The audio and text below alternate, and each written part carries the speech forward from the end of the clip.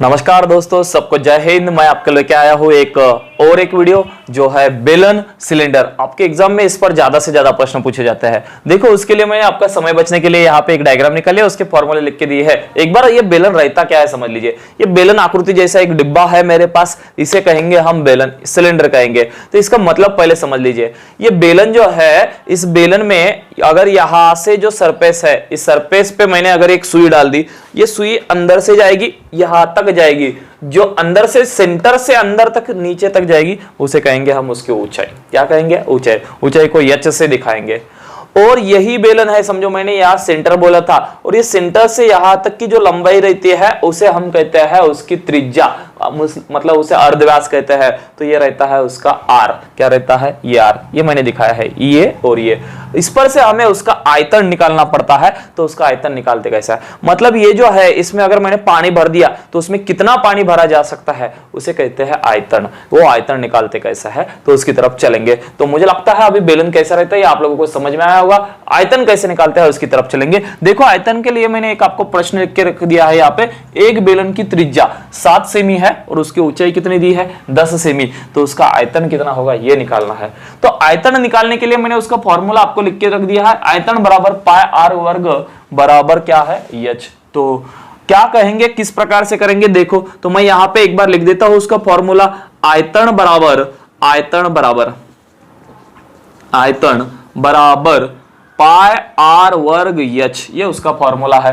तो सर यहाँ पे आर का मान लेना कितना है? तो आर मतलब त्रिज्या बोला था, और त्रिज्या दी कितनी है हमें? 7। इसे अर्धव्यास भी कहेंगे। तो आर बराबर लेंगे 7 सेमी। और जो ऊंचाई दी है, ऊंचाई मतलब हाइट कितनी दी है? 10। तो 10 से मिलेंगे, जहां जहां एच आएगा वहां। देखो, तो फिर कैलकुलेशन करेंगे। पाई का मान है 22/7, आर का मान क्या लेंगे? तो ये लेंगे सर 7। वर्ग है इसलिए 2 बार लिख दीजिए, कोई दिक्कत नहीं। आर वर्ग निकालना है इसलिए 2 बार लिख दिया। एच का मान कितना दिया है सर? 10। तो ये इस प्रकार से हमारा जवाब निकालते आ जाएगा।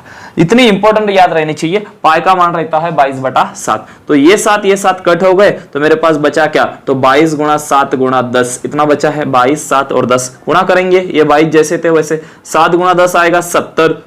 ये 0 निकल के आएगा साइड में। तो 7 से 22 को गुणा करेंगे तो 7 × 2 कितने बने? 14। 14 से आएंगे 4, शेष बचा 1। 7 × 2 फिर से 14, शेष बचे वाला 1, 15। तो 1540 ये तो जवाब आ गया। लेकिन ये फाइनल जवाब नहीं है, आयतन है। तो आयतन का हमेशा याद रखो। अगर हमें जो त्रिज्या है या अर्धव्यास है उसे ऊंचाई है, अगर ये सेंटीमीटर में दिया है तो आयतन हमेशा सेंटीमीटर क्यूब में आएगा। आयतन किस में आएगा? क्यूब में। लेकिन ये पृष्ठीय क्षेत्रफल जो रहता है वो हमेशा वर्ग में आते हैं। आयतन एक तो सेंटीमीटर क्यूब में आता है, अगर मीटर में दिया है तो मीटर क्यूब में आएगा। इतनी चीज याद रखो, ये सेंटीमीटर क्यूब में ही आएगा। तो हमें ये सेंटीमीटर में दिया था, ये सेंटीमीटर में दिया था, तो ये किस में आएगा? सेंटीमीटर क्यूब में। तो मेरा जवाब आ जाएगा 1540। ये क्या आएगा? इस बेलन का आयतन आ जाएगा। तो इस प्रकार से याद रखना है। तो इसका ये फॉर्मूला हमेशा याद रखो, पाई आर वर्ग एच। तो ये हमें पता रहना चाहिए।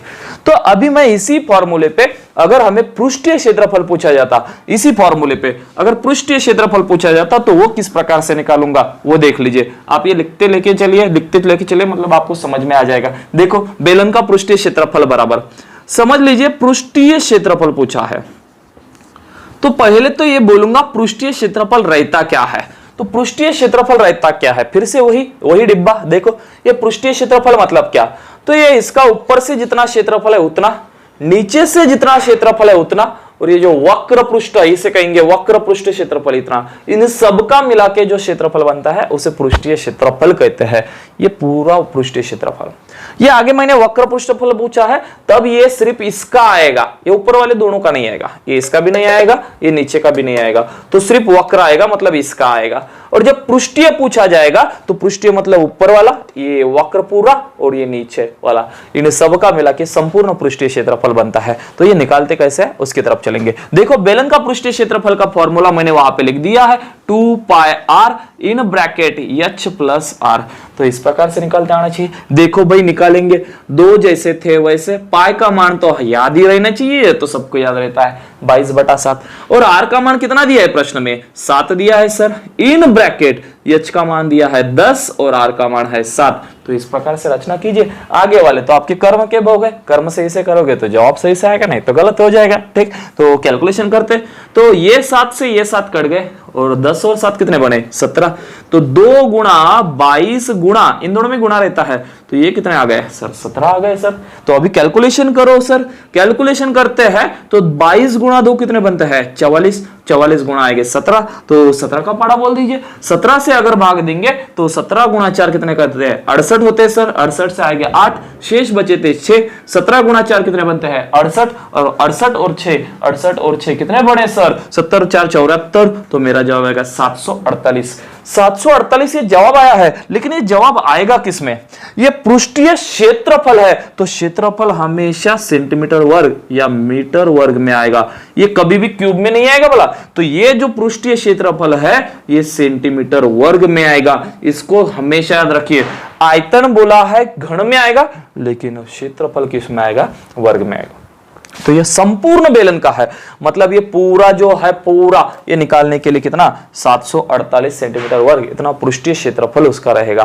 तो अब हमें देखेंगे वक्र, वक्र मतलब सिर्फ इतना, इसी प्रश्न में देखेंगे, इसी प्रश्न में वक्र निकालते आना चाहिए। देखो तो भाई फिर वक्र निकालना है तो वक्र की तरफ चलेंगे, यहाँ पे वक्र पृष्ठीय क्षेत्रफल का फॉर्मूला लिखते हैं, आप भी लिख के लीजिए, कोई दिक्कत है तो एक बार कमेंट कर दीजिए। तो चलेंगे बेलन का वक्र पृष्ठीय फल,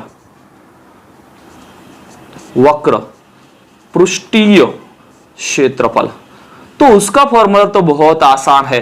क्या फॉर्मूला है भाई, देखो 2 pi R H, 2 pi R H, दो तो जैसे थे वैसे, पाई का मान है 22/7 भाई, तो लिख दिया भाई 22/7, आर का मान है सर 7 और एच का मान है सर 10, तो झट से पट कैलकुलेशन कर दो। 7 7 तो कट गए सर, 22 गुणा 2 तो आएंगे 44 सर, ये गुणा 10 कर देंगे। इसका अर्थ रहता है जिसके साथ गुणा का 10 करते हो ऊपर वाला जीरो उठा के इसके ऊपर रख दीजिए, तो ये हो गया सर 440। ये वक्र पृष्ठ क्षेत्रफल है, तो क्षेत्रफल हमने अब भी बोला है सेंटीमीटर वर्ग में आएगा या मीटर वर्ग में आएगा, जो दिया रहेगा उसकी तरह से आएगा। तो वक्र पृष्ठफल कितना आएगा सर, तो 440 सेंटीमीटर वर्ग, इस प्रकार से निकालते आना चाहिए। तो इसी प्रकार से आपको बेलन का आयतन हो, बेलन का पूरा क्षेत्रफल हो या बेलन का वक्र पृष्ठीय क्षेत्रफल हो, वो निकालते आना चाहिए। तो देते हैं आपको एक प्रश्न, तो झट से पट उसका कमेंट करके बोलना है, अच्छे से लिखो बेलन का आयतन बराबर इतना है, अच्छे से लिखो बेलन का संपूर्ण पृष्ठीय फल बराबर इतना है और वक्र पृष्ठीय फल क्षेत्रफल इतना है, तो झट से पट निकालो और जवाब कमेंट करके लिख दो। तो मैं यहाँ पे प्रश्न को चेंज कर रहा हूं, आपका जो प्रश्न है वो आपके स्क्रीन पर रहेगा। क्या रहेगा सर, तो एक बेलन की त्रिज्या समझ लीजिए कितने दी है 21 दी है, और उसकी ऊंचाई कितनी दी है, तो सर उसकी ऊंचाई दी है 15 दी है। तो निकालिए भला उसका आयतन कितना होगा, उसका क्षेत्रफल पृष्ठीय क्षेत्रफल कितना होगा और उसका वक्र पृष्ठफल कितना होगा। एक बार झटपट कमेंट करके बता दीजिए, और आपको ये बेलन का वीडियो कैसा लगा एक बार कमेंट कर दीजिए। आपको आपके एग्जाम के लिए बहुत सारा बेस्ट लक, रुकता है सबको, मिलते हैं अगले वीडियो में। जय हिंद।